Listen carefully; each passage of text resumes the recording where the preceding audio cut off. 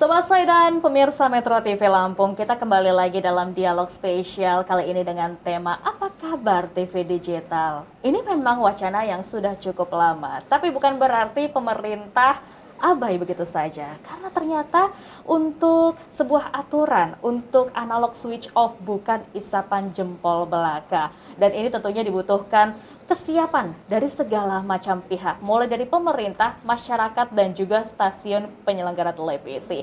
Dan kali ini kita juga masih bersama dengan Bapak Febrianto, Komisioner KPID Provinsi Lampung. Oke, Bapak Febrianto, obrolan kita di on air, di off air, memang sepertinya semakin asik ya Pak ya, bicara tentang analog switch off. Tadi kan sempat kita bicara tentang sebuah tantangan, yaitu kepada masyarakat yang harus diberikan sosialisasi juga tentunya tentang TV digital. Karena kalau tidak, nanti mereka tidak mendapatkan haknya ya Pak ya.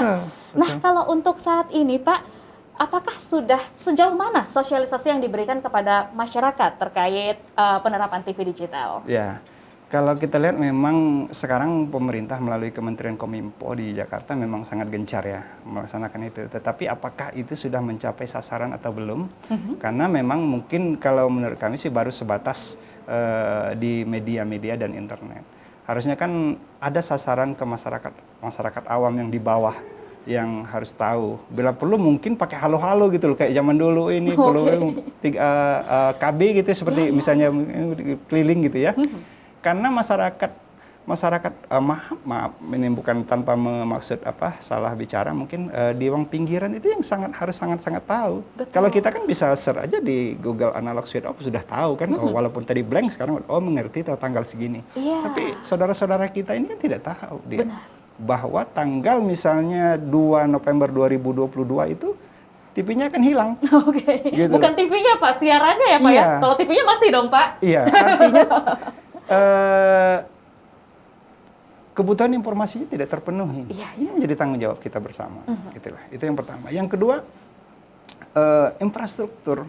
Analog switch off ini kan bukan hanya peralihan alat dari analog ke digital saja kan. Kesiapan infrastrukturnya ini sangat harus dipikirkan. Lampung contohnya, selain TVRI, Metro TV ini, Metro TV kan juga salah satu pemegang MUK bersama Antv dan Nusantara TV.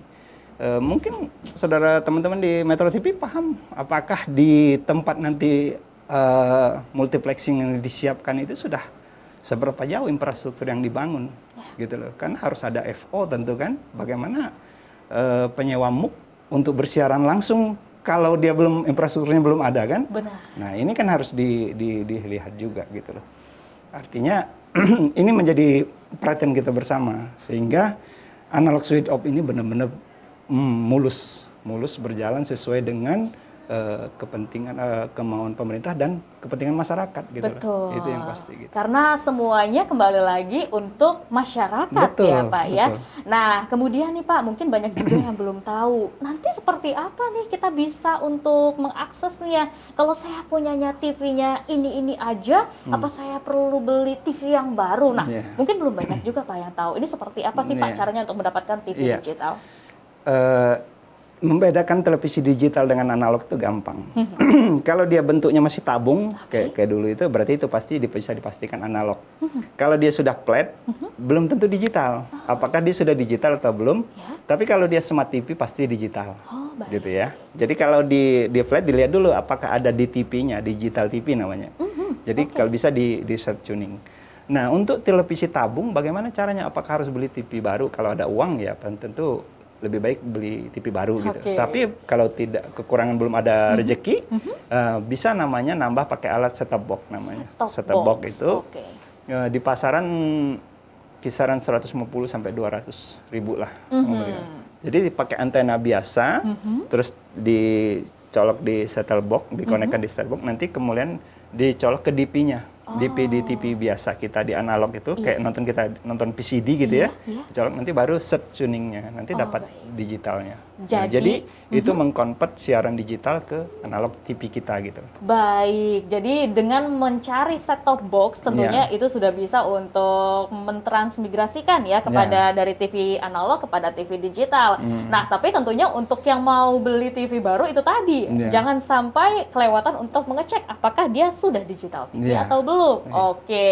Nah, selanjutnya Pak, tadi kan sempat kita bicara tentang sebuah kendala, yaitu masyarakat terluar ya Pak ya, yang perlu untuk kita sampaikan sosialisasinya. Selanjutnya Pak, ada nggak sih Pak tantangan-tantangan lain dalam proses analog switch off ini? Iya. Tantangannya yang pertama yang saya sampaikan tadi. Kalau tadi kan sudah tahu tuh hargaan kisarannya 150 sampai 200 ya. Oke, set-top box-nya ya? Iya. Oke. Nah, di PP 46 kan disebutkan ada komitmen penyelenggara MUK untuk menyediakan set-top box Oke. bagi masyarakat prasejahtera.